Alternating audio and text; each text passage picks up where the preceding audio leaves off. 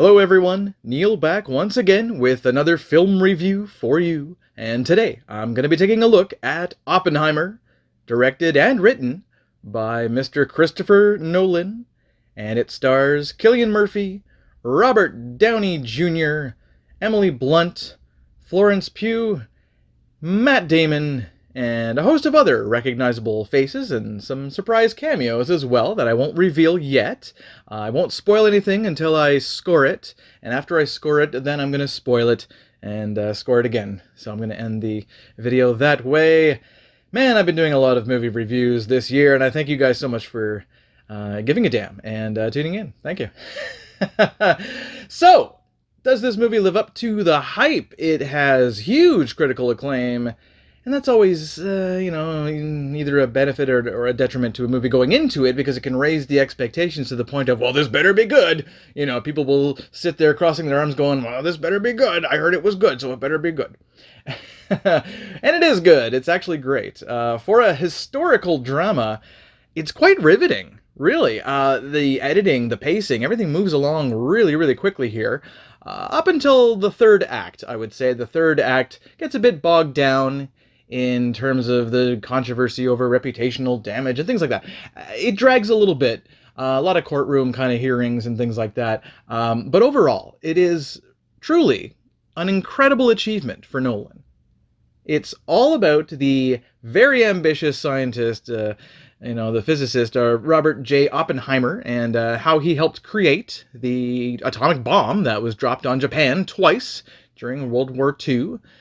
Back in 1945, and there are huge moral implications here, and Robert really does feel guilty, for having created such a weapon of mass destruction, and Cillian Murphy is so good here.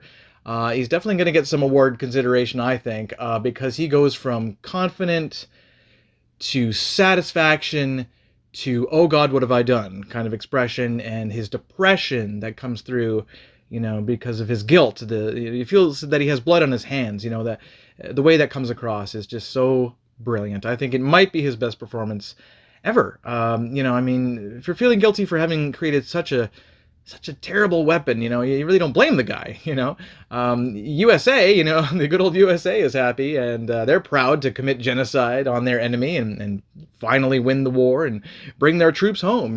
So from their perspective, they just see the benefit of it.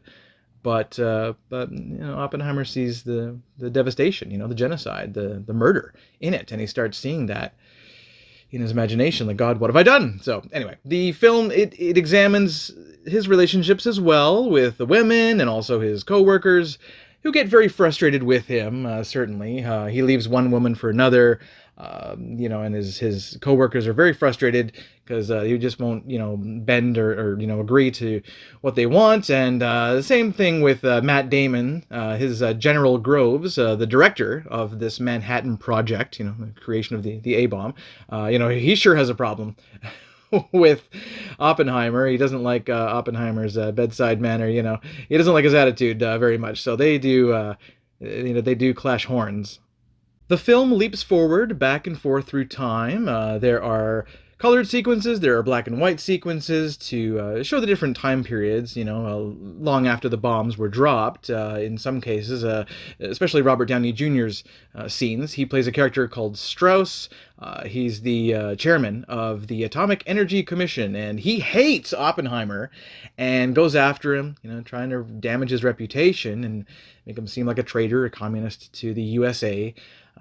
But back to the making of the bomb, back to the colorized past here. One big moral issue that the team of scientists have is, well, what if the bomb they make works too well? What if it destroys the whole world? It could start a chain reaction that cannot be stopped. They proceed anyway, and just, they couldn't stop if they wanted to at this point, because the army has big plans for this bomb. They're really counting on it. More people in Japan were killed than ideally intended, and this is what changes Oppenheimer inside, and he feels that tremendous guilt, of course.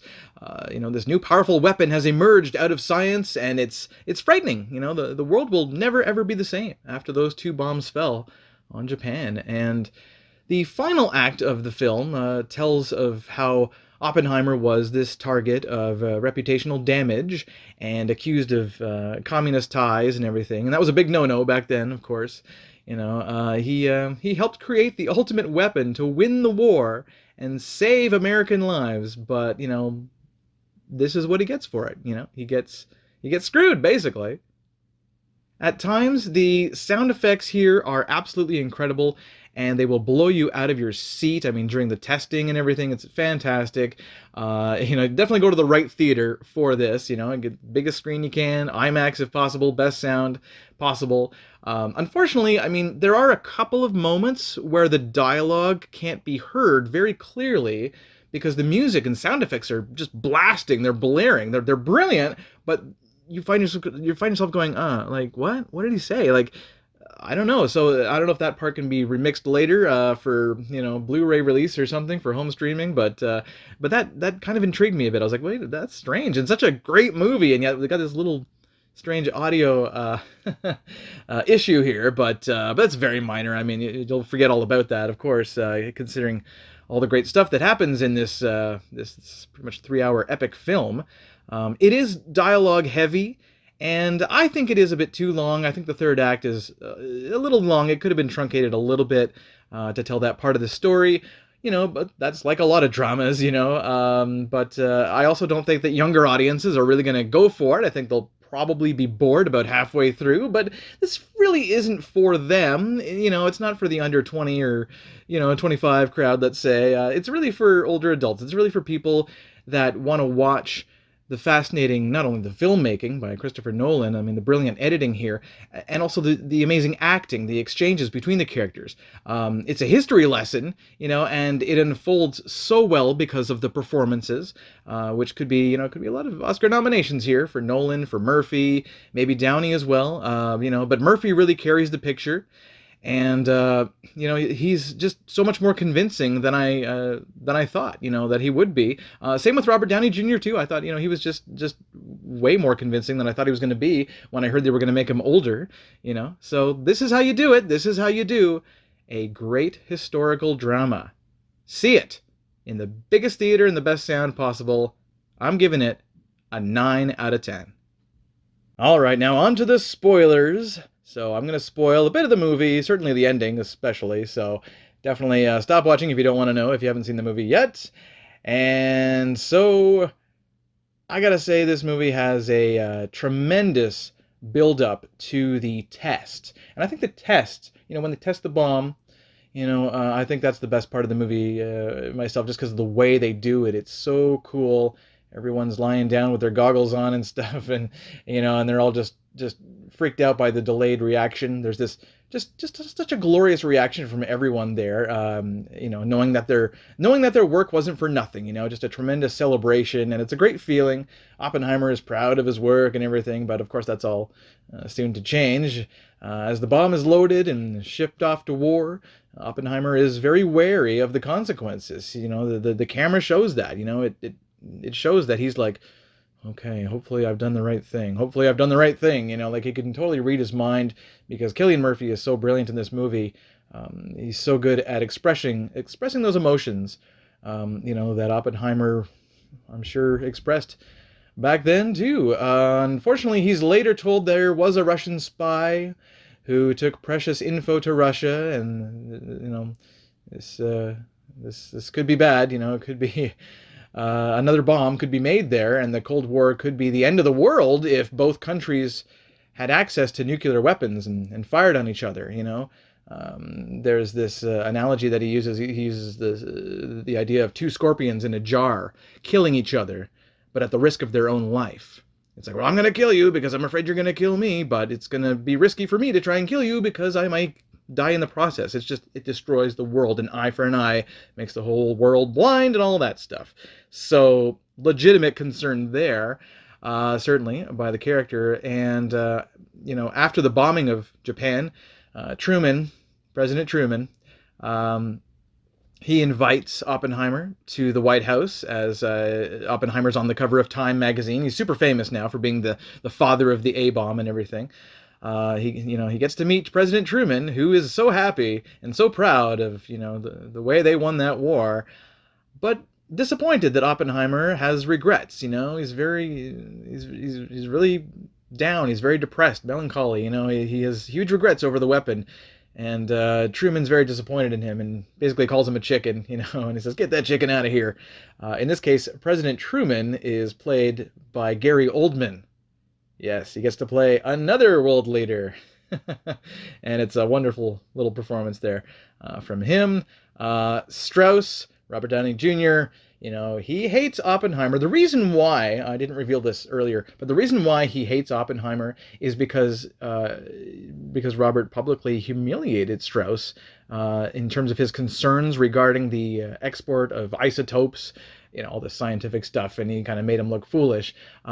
Plus, Strauss also thinks that he trash talked him to Einstein. And yes, Albert Einstein is in this movie, and he's at the beginning and at the end, and it's wonderful. But he isn't right. It's not true that he was trash talking Strauss to Einstein. He was actually discussing the implications of the bomb that could lead to the ruining of the world, right? So we've already touched on that. But Strauss, he goes to great lengths to remove Oppenheimer from political influence, making it seem like he's this major communist, this major traitor. So he was a hero, and now he's a traitor in the eyes of the public.